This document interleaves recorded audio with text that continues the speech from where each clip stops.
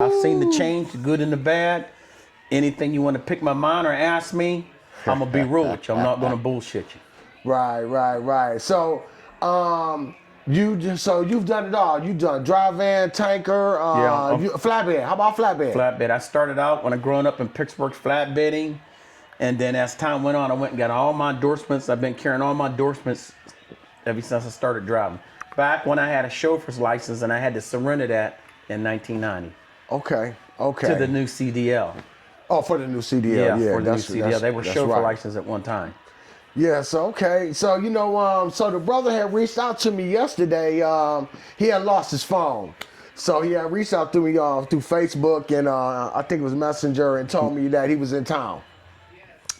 So I said, this is a perfect, chance to meet this brother because today is Easter. So I figured like if they were in town and he said he was going to be here for a few days that we definitely could link up. So I figured like, most likely they were probably just chilling in the truck, just doing their thing, waiting until it's time for them to leave or whatever. So I invited him and his wife to come to Easter dinner because my nephew was doing Easter dinner. So I said, man, this would be a good way for them to get out of the truck, man. You know what I'm saying? And be able to come eat some nice Easter meal and watch the game and just enjoy themselves. So we finally linked up. Yeah, well, we appreciate the invitation, brother. We Yes, really sir. do. Yes, sir. And if you and your wife ever get down to South Texas and Mexico, our doors are open.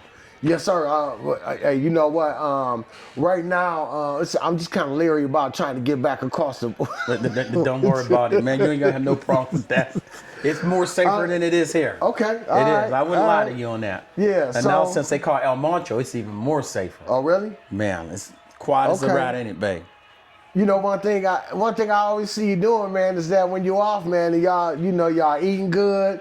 Yeah, well, look at this. I see. I'm tight as a whistle eating all that Mexican food. But you know what? One thing I always be seeing y'all do is dance. Yeah, y'all dancing. Yeah, we dance. Do a lot of dancing.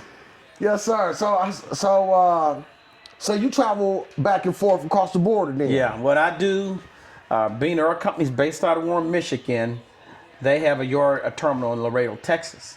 So we're feeding GM and Ford here in Sterling Heights, Michigan, with all the parts that are made in Mexico, and then what needs rebuilt or transferred back to Mexico, they reload, send us right back to the border. So are you moving car parts? Car parts. So we move. Car parts. So would you said you got all good things to say about your company, yeah? Yeah, I have nothing bad to say about Logistics One. You want to put Logistics One? That's Logistics the name One, of it? yeah, Logistics One. Okay, Logistics One, and you said they got two bases. Two bases. They got a warehouse and a yard in Laredo, Texas. There's only, Laredo. I think maybe 20 of us that run out of there. And then they have the big yard here in Warren, Michigan. Okay. All right. Now, how long you been with them? I've been with them almost 3 years? No, almost 3 years. Yeah, almost 3 years.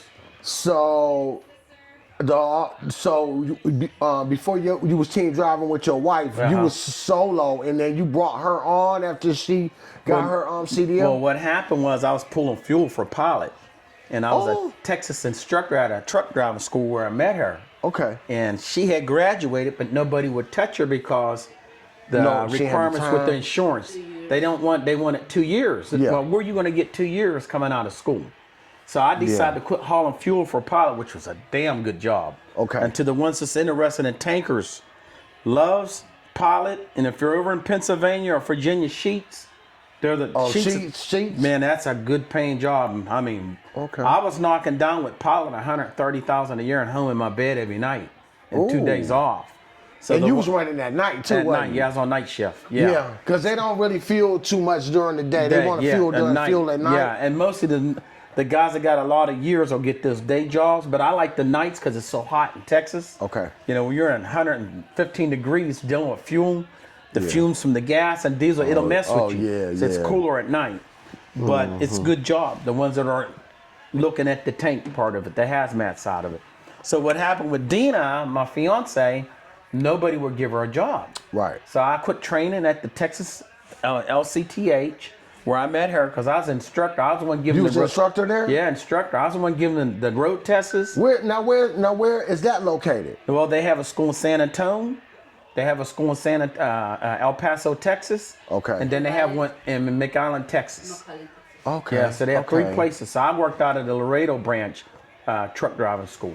So Yeah. that was like a full-time thing Full-time for job, you? yeah. I was doing it full-time and driving at night. Oh, 2 jobs, yeah. So were you doing the fuel at night then at Fuel, that time? yeah, fuel at night. So you was, oh my goodness, you Yeah. had a lot of stuff going on. Yeah, a lot of stuff going on. Yeah, so after she graduated, she called me and said, I'm having a hard time getting a job. Okay. I said, well, let me see what I can do. If I can find something run a team that's worth me making a little money, I'll take a cut so you can get your experience. And that's what happened. Oh. So we stumbled across Logistics One out of Warren. Okay. And they said, yeah, we'll bring us both on long as you're the lead driver. And Oh yeah, groomer. yeah, So- for sure. So they gave us a decent rate. That it was feasible as long as the truck turned the miles. Right. And it worked out for her. Now she's got her, how many years you got now? Almost 3 years. Almost 3 years. Yeah. And she can go to where she wants now. Yeah? Yeah, She so can that's do done- she can do whatever she wants. She could do whatever she wants now. That's a beautiful thing. Yeah. That, you helped her out. Yeah. You know what I'm saying? Now Yeah. were y'all talking at that time? No, we weren't even dating. Y'all wasn't even dating when No. you reached out to him about No, I was just instructor. Yeah. So when did y'all become a couple? When y'all Well- started driving? Well, how it played out when she graduated, and I knew we was gonna probably end up being actually together. I proposed to her. I gave her a ring right then and there. Some weeks After she graduated, I proposed to her. Yeah. At the graduation? Yeah, He proposed me that day. yeah, yeah, Ooh. yeah. So For we've been real? together all this time. Wow, that's crazy. Yeah, Man, that's a beautiful thing. yeah. Y'all both drive too, Yeah. man. I'm telling you, So man. it's been a good experience for her. I mean, I broke her in right. You know what? I broke her in good, the right way. It worked out for you. Yeah, it did. It worked out good for you because you got somebody that's serious about serious about doing The right way. The right way. And I'll tell a lot of new guys the way Warner trains them, Snyder trains them, Covenant trains them, UX Express. I can name a list of them. Swift. It's not the right way to train them. I'm telling you from an instructor's stand of view and also a trainer's stand of view. There's a right way and a wrong way to train them, and it's a lot of reason why we're having these fatalities and wrecks, and why the insurance companies are doing things different and raising the requirements to bring in new drivers to the industry like her. Right. I think, and I can say this from being an instructor. There's some things I disagree with, but being it was a Texas certified CDL truck driving school, the state only let you show them so much. Right. Like when I was training her, most of our docks, you have to back in from the driver's side with the window down, the door open. Right. They wouldn't let us do that in truck driving school. It was straight up backing. So Oh, when, yeah. So when Yeah. she got out Yeah. here in the real world, I said backing from the driver's side. Right. She didn't know what that meant. Okay. So I had to teach her that.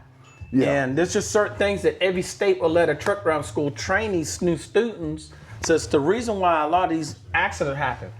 Tearing off hoods, just minor Clipper stuff, yeah. I got you. minor incidents that could be prevented if they're trained right from truck driving school and then threw in the truck with a really good experienced With a good driver, yeah. You can't bring a guy or a young lady out of truck driving school and make them a trainer running cross country in 5 or 6 months. No. It don't work like that.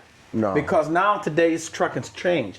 You got more traffic, people in their cars. Most of the new vehicles got GPSs. They're trying to figure out where to go. Right. And you got a new person driving an 80,000 pound truck, you're doomed to have a wreck. Because either the new driver's gonna make a mistake or the people in these cars with all the GPS or their cell phones trying to get around. It makes the rating of accidents higher, Yeah. very high. I trained for about 5 years. Yeah, I remember you telling me that. So, and you know what? I ended up implicating a lot of things that I personally wanted to see as a student. Yeah, the student, yeah. I basically I was trained by somebody. Yeah. So I took what they gave me. I Yeah. took the good things that I felt was good for me. Me, yeah. And then I added the things that he didn't show me.